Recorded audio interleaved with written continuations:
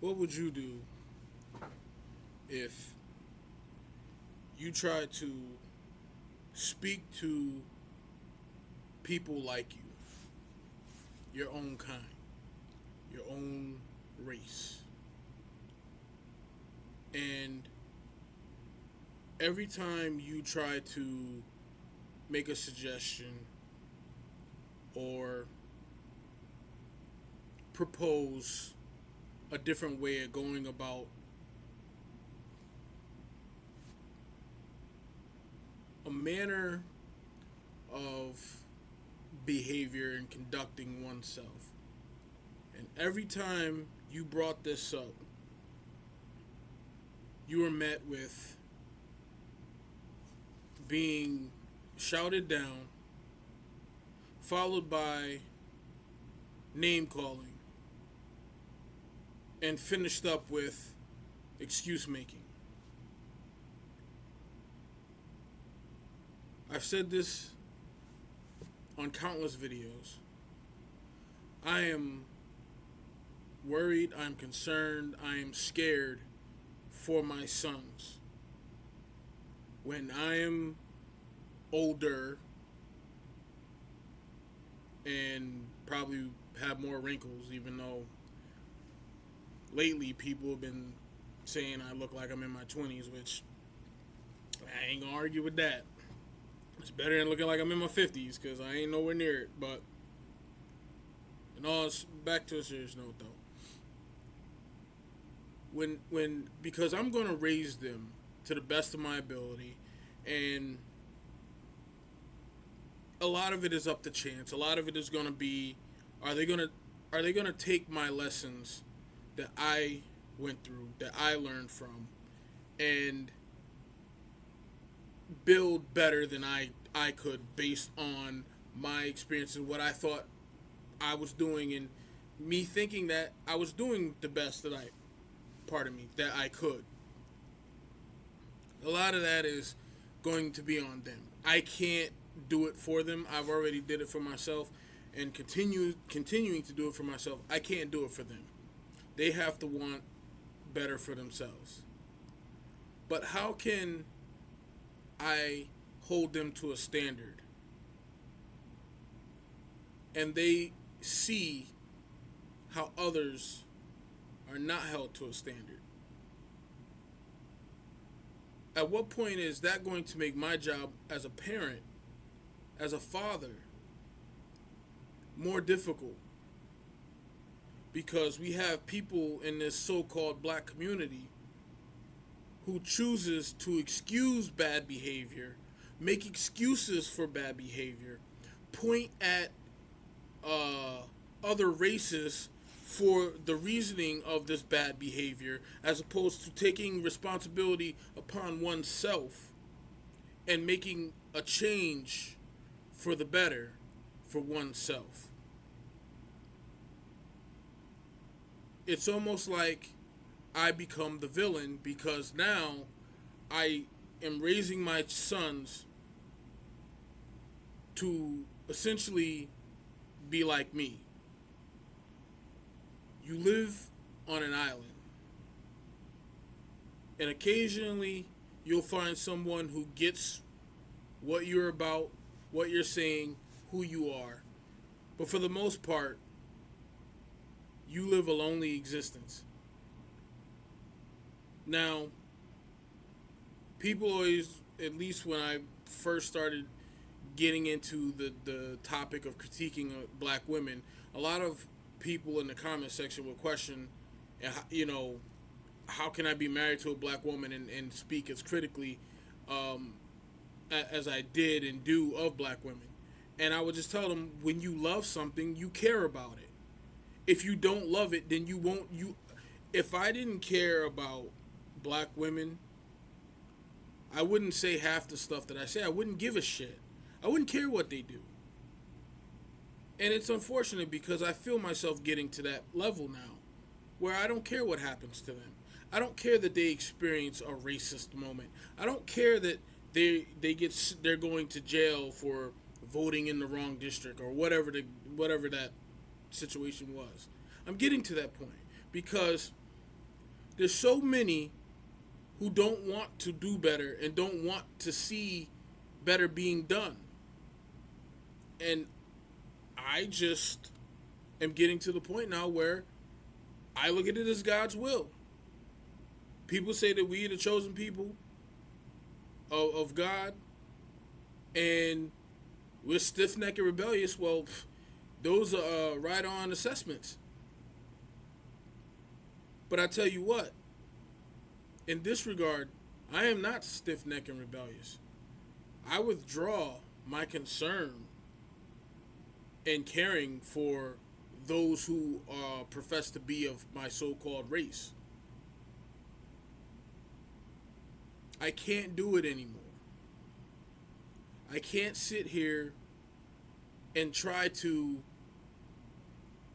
speak better into existence. I'm out here doing it. I'm trying to be that involved father that plays with his children, works hard to take care of his children. I'm trying to show the example. I'm the example that they do not want. I'm no one special. It don't. As far as I'm concerned, it has nothing to do with me, because like I said, I'm no one important. But when I speak about certain things, I don't speak about things that I don't live. As they used to say, practice what you preach. Well, I try to practice what I preach. The only thing that really at this point I feel like I can do is to walk away. Not in defeat, but walk away in agreement that this is the conditions that you want. This is the conditions that you want to see. Because, alluding to the last video I did, when I could go all over the country, spend time in cities, a few days to a few hours, several hours, in cities around the country, and I say not that I'm trying to brag about I travel all these places, because really since I've had children, I don't travel. I ain't got the money to be traveling. But back when me and my wife didn't have children, we traveled a lot. We've been, the only place we haven't been, and I always say I want to go, is Southern California. But we haven't been there. But we've been to the three corners of the United States and all up and down the East Coast. And I personally, when I went for my job training, I went to the Midwest. I've seen this for years. It's the same thing with different accents, different mannerisms, different code speak. But it's the same conditions all over the United States. And what is the one constant? It's irresponsible women being irresponsible, and the men too, because they can't have babies by themselves. But the reason why I hold the woman a little bit more accountable is because it's the security guard methodology. If someone enters into the building and you have a security guard on tap, and the security guard befriends the criminal and lets the criminal come in and have his or her way, who is more at blame? The criminal or the security guard that allowed the criminal to come in and have their way?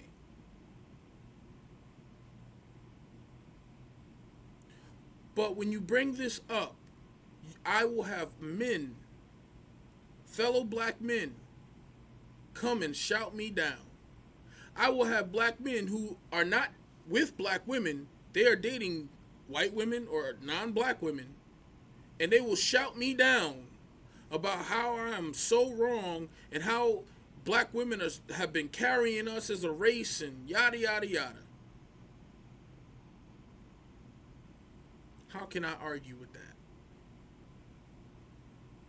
How can I not believe my truth-telling eyes? When I get questioned on why I say it's over 70% of children born out of wedlock, and this is not a Q Northstar stat. This ain't something I made up. This is something that has been around for over the last decade, and it has only continued to go higher as the years go on. The percentages go higher.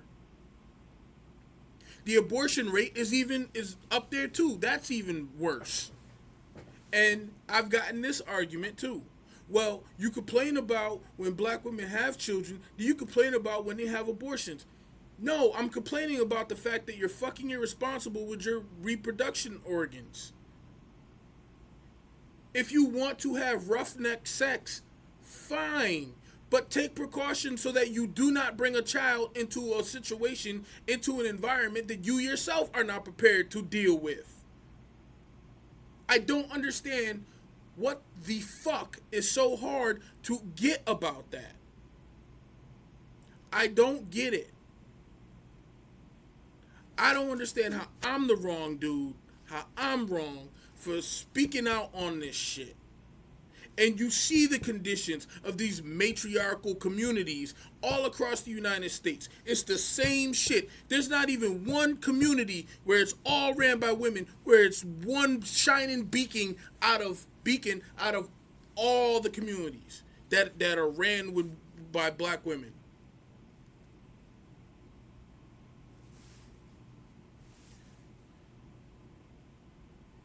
So as of today, and this has not really been something that just popped up, but it's been in my heart and in my mind for probably a few weeks, maybe a month and a half.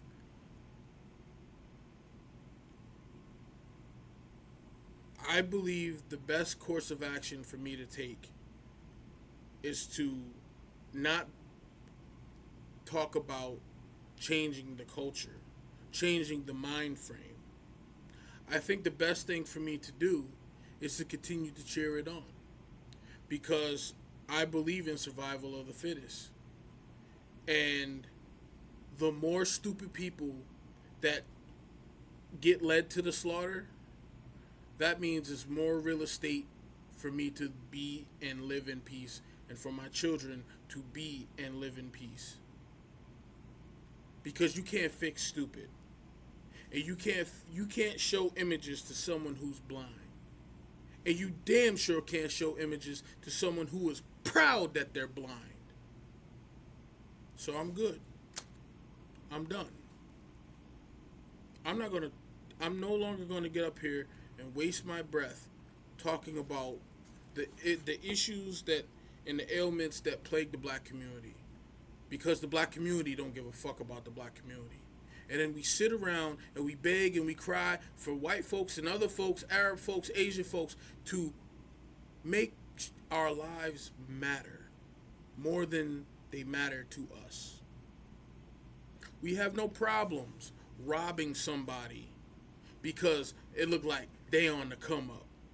It looked like because they got a legitimate job that they got plenty of money, and so if we take it, they're not gonna miss it. They don't understand the concept of when you work hard and you earn these things and someone comes along and damages them or take them. When I lived in the so-called hood, it wasn't hood in the violent term or violent sense. It was hood because that was the mentality of the people which lived there. I had 2 vehicles when I was a single man. I owned 2 vehicles. Both were scratched. Every time I got a new vehicle, someone would find a way to vandalize my vehicle. They didn't pay for it. They didn't pay for the insurance or the car note or for the maintenance of the vehicle.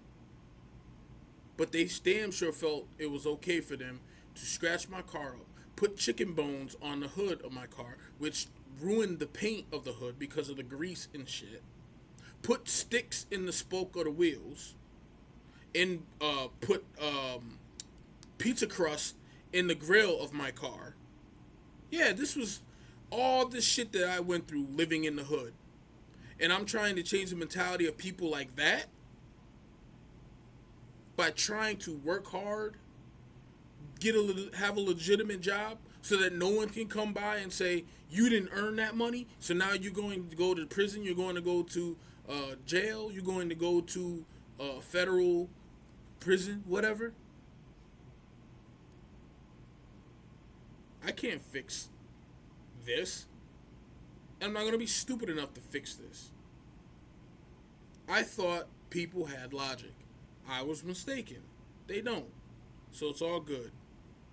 After today, don't worry about me trying to be talking about corrective measures and trying to talk for a change, because I don't give a fuck anymore. Because black folks don't give a fuck anymore. They don't want change. They want to see the same fuck shit over and over again.